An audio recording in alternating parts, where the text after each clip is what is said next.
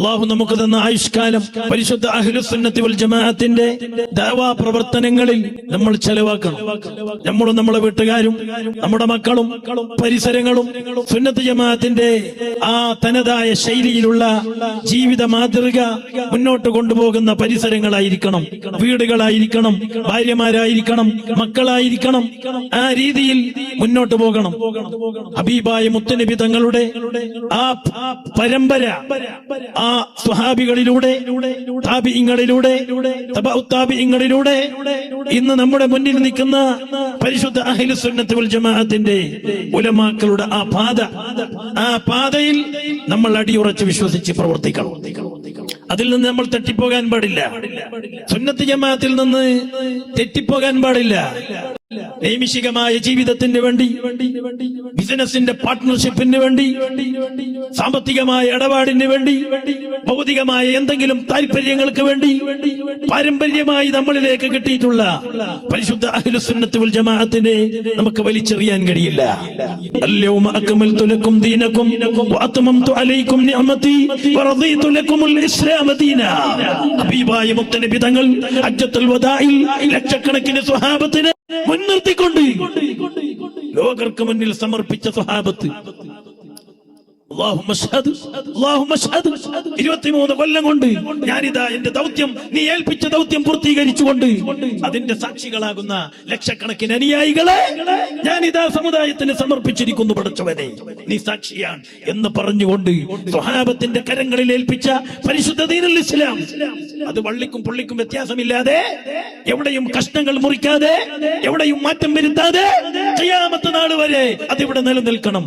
ലാ തസാലു ത്വായിഫത്തും മിൻ ഉമ്മത്തി ളാഹിരീന അലൽ ഹഖ്.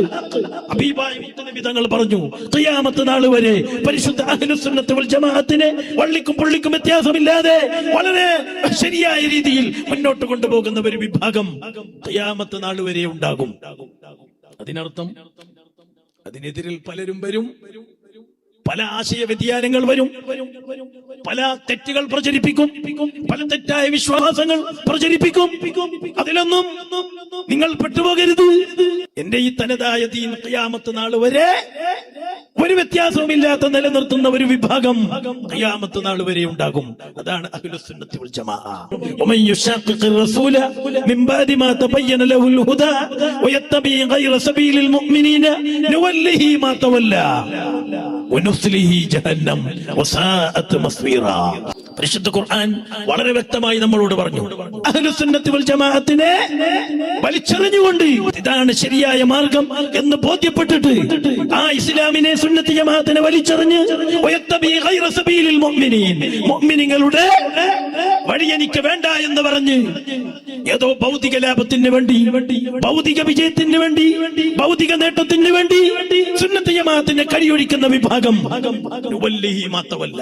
എനിക്കൊരു പക്ഷേ ബിസിനസ് ഉഷാറാക്കി കൊണ്ടുപോകാൻ കഴിയും, ലോകത്ത് സ്ഥാനമാനങ്ങൾ കിട്ടിയെന്ന് വരും, മറ്റുള്ള സ്ഥാനങ്ങൾ വഹിച്ചു എന്ന് വരും. മാത്രമല്ല അവന്റെ അതേ സൗകര്യത്തിന് ഞാനും അവരെ വിട്ടുകളയും. പക്ഷേ ദുനിയാവല്ലല്ലോ നമ്മളെ ശാശ്വതം. നമ്മുടെ ശാശ്വതം മരണത്തോടു കൂടി തുടങ്ങുന്ന ഖബറിലൂടെ, മഹ്ശറയിലൂടെ സ്വർഗത്തിൽ എത്തിച്ചേരുക എന്നതാണ് നമ്മുടെ ദൗത്യം. ആ മഹ്ശറയിലെത്തുമ്പോൾ, ആ ആഖിറത്തിലെത്തുമ്പോൾ അവന് നരകത്തിലേക്ക് പോകേണ്ടി വരും. ഇവിടെ സീറ്റ് കൊടുക്കാൻ ആളുണ്ടാകും, ഇവിടെ സൗകര്യം ചെയ്തു കൊടുക്കാൻ ആളുണ്ടാകും. പക്ഷേ മഹ്ശറയിൽ നടക്കില്ല. അവിടെ സ്വർഗം കിട്ടണമെങ്കിൽ സുന്നത്ത് ജമാഅത്തിനെ വലിച്ചെറിഞ്ഞുകൊണ്ട് ജീവിച്ചാൽ സ്വർഗം കിട്ടില്ല സഹോദരങ്ങളെ. വനുസ്ലിഹി ജഹന്നം, അവനെ നമ്മൾ നരകത്തിലേക്ക് വലിച്ചെറിയും. നരകം വളരെ അപകടകാരിയാണ്, വളരെ മോശപ്പെട്ട വീടാണ്.